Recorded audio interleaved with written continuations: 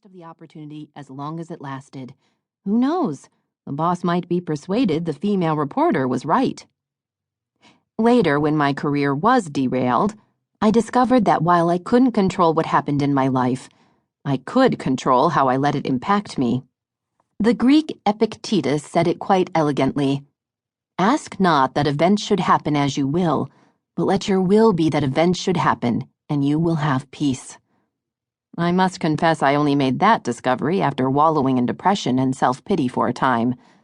It is not easy to do. How many times have you not gotten the job? Haven't you felt kicked in the teeth when denied opportunities? Been frustrated when someone not nearly qualified enough got the green light instead? Maybe health problems have rearranged your family's life. It just isn't fair. I know I felt that way. It isn't fair. But here's the thing. I've given birth to 3 children, and at no point was there ever anyone in the delivery room looking at that newborn and saying, "Kid, from here on out, it's all fair." Life just doesn't work that way. Some people don't seem to be affected by that, just as there are those who can walk through a field of poison ivy and never have the slightest discomfort. There are some people who can be hammered by all of life's negatives and still remain unscathed. I am not one of them. Deny me entry to the club, and part of me wants to sob in the corner wondering why I'm not good enough. But the bigger part of me has realized it's no fun going to a pity party. The better I get at resisting the temptation to give in to sorrow, frustration, or stress, the more successful I seem to be both personally and professionally. Was this real, or was this something I was imagining? I have spent the last several years researching these kinds of values.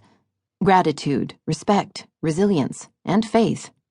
What is it that makes some people more resilient?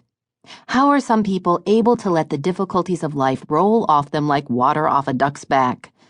Why do some people just seem stronger? The answer is in this book's title, Think Positive. Recent scientific studies have proven that a positive attitude actually has measurable benefits. Grateful, positive people report that they have better lives and more positive memories. People who can recall positive events have been proven to be more resilient, even in the most difficult of situations. People who keep track of the good things in their lives are healthier, more active, more productive, and held in higher regard by those around them. There's peer-reviewed proof of this.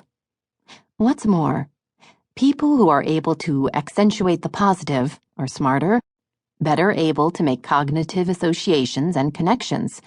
They solve problems faster and more correctly. Kids who summon up positive memories do better on tests. But how do you summon up positive memories when you're in a really tough spot? Plenty of people are right now. The collapse of financial markets wiped out jobs and life savings. Retirements have been postponed, and homes foreclosed upon. Terror scares have changed the way we travel and the way we look at people from other countries. Change your thoughts, and you change your world. Let's face it, it isn't always easy.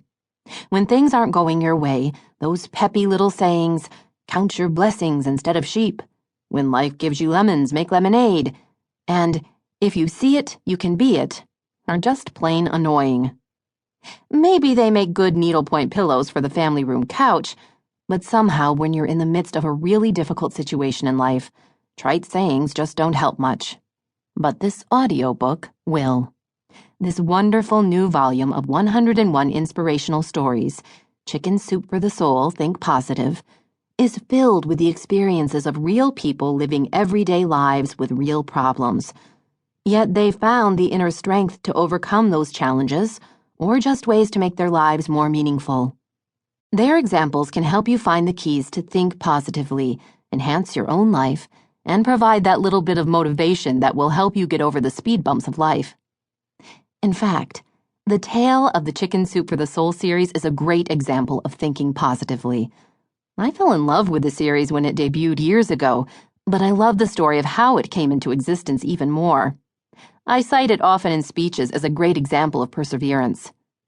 Jack Canfield and Mark Victor Hansen were convinced their little collection of inspirational stories had the power to make a meaningful difference in the lives of readers. Trouble was